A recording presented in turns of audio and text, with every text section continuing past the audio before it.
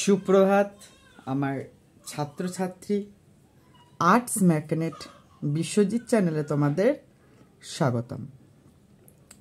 তো প্রিয় ছাত্রছাত্রী, তোমাদের ক্লাস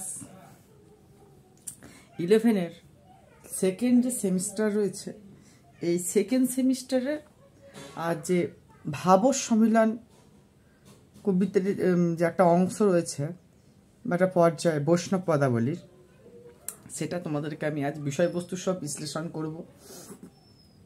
তোমরা কিন্তু মনোযোগ সহকারে শুনবে। আর তোমরা সকলেই এবার জেনে গেছো যে এবারে বড় কোশ্চেনের পরীক্ষা, এবার 5 নম্বরের কিন্তু পরীক্ষা হবে তোমাদের বড় কোশ্চেনের সেকেন্ড সেমিস্টার। তো এই যে ভাব সম্মিলন, এটা নেওয়া হয়েছে কিন্তু বৈষ্ণব পদাবলী থেকে, মূল কাব্য বৈষ্ণব পদাবলী। এখানে কিন্তু এই বৈষ্ণব পদের মাথুর, বিরহ, ভাবসব বিভিন্ন পর্যায়ে কিন্তু এই যে পদগুলো কিন্তু লেখা হতো।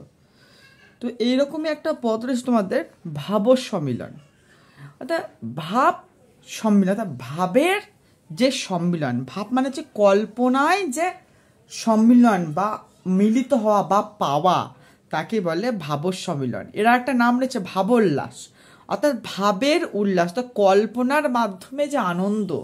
অর্থাৎ আমরা দেখবে ছোটতে যখন কোনো কিছু পেতাম না, কিন্তু কল্পনায় সেটাকে ভেবে নিয়ে আমরা স্বপ্নে যখন দেখতাম তখন সেটাকে নিয়ে আনন্দ পেতাম। তো এই কল্পনার মাধ্যমে যখন কিছু আনন্দ পাওয়া সেটাকে বলে ভাবোল্লাস, বা কল্পনায় যখন কোনো কিছুকে পাওয়া সেটাকে বলছে ভাব সম্মিলন। তো এই ভাব সম্মিলনের শ্রেষ্ঠ পদকর্তা ছিলেন বিদ্যাপতি। বিদ্যাপতি যখন রচনা বৈষ্ণব পদাবলীর পদটা যখন রচনা করেন, একটা অংশ রয়েছে, পূর্ব একটা অংশ রয়েছে যে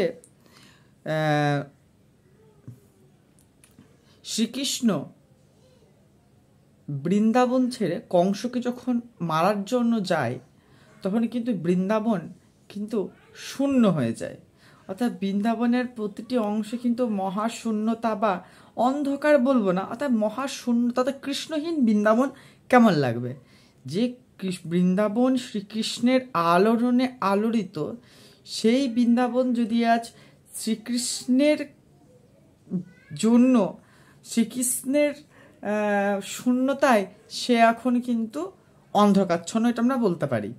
তো সেই রকম পরিস্থিতির আধারে যখন শ্রীকৃষ্ণের জন্য অপেক্ষারত, তো সেই সময় এই পদটা রচিত যে সে শ্রীকৃষ্ণের যে প্রতীক্ষার জন্য যে দিন গুনছে।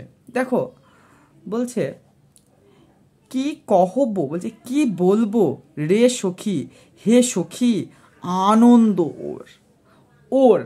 ওর কথার অর্থ হচ্ছে সীমা বা একটা নির্দিষ্ট পর্যন্ত অংশ। বলছে কি বলবো হে সখী, আমার আনন্দের সীমা চিরদিনে মাধব মন্দিরে মোর। বলছে চিরদিন মাধব, এই মাধব এখানে শ্রীকৃষ্ণকে বলছে। বলছে চিরদিন মাধব আমার মন্দিরে, আমার হৃদয় মন্দিরে কিন্তু রয়েছে। তো সেই রাধিকা বলছেন যে সখী, আজ আমার আনন্দের সীমা নেই, যে শ্রীকৃষ্ণ আমার মন্দিরে, আমার হৃদয় মন্দিরে কিন্তু রয়েছে। পাপ সুধাকর যত দুঃখ দেল, পাপ সুধাকর, এখানে সুধাকর বলতে চাঁদের যে আলো বা জ্যোৎস্নাকে বলা হয়েছে। যত দুঃখ দিল বা দেল মানে যে পাপ, চাঁদের জ্যোৎস্না যত আমাকে দুঃখ দিল, প্রিয়ামুখ দর্শনে তত সুখ ভেল, অর্থাৎ প্রিয়ার মুখ দর্শনে আমি তত সুখ কিন্তু পেলাম।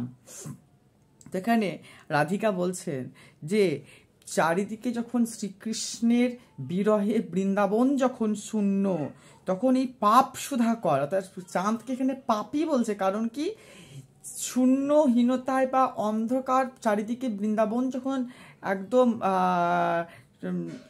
অন্ধকারাচ্ছন্ন, সেই রকম পরিস্থিতিতে চাঁদ যখন তার জ্যোৎস্না আলো বিকরিত করে শ্রীরাধিকাকে যতটা কষ্ট দিচ্ছে, সেই রকম কষ্ট, সেই রকম ততটাই রাধিকা আনন্দ পাচ্ছে কখন, যে সে প্রিয়ার মুখ দর্শন করছে, আর তার প্রিয়তম বা তার প্রেমিক যে শ্রীকৃষ্ণ, যে ভগবান, যে তার যে প্রিয়তম, তার মুখ দর্শনী বা তার মুখ দেখে সে কিন্তু ততটাই আনন্দ পাচ্ছে। তো আজকে কিন্তু এই 4টে লাইনই থাক। যদি তোমাদের ভিডিওটা ভালো লেগে থাকে, একটা লাইক, কমেন্ট, শেয়ার ও সাবস্ক্রাইব করে দিয়ে চ্যানেলটার পাশে থাকবে। ধন্যবাদ।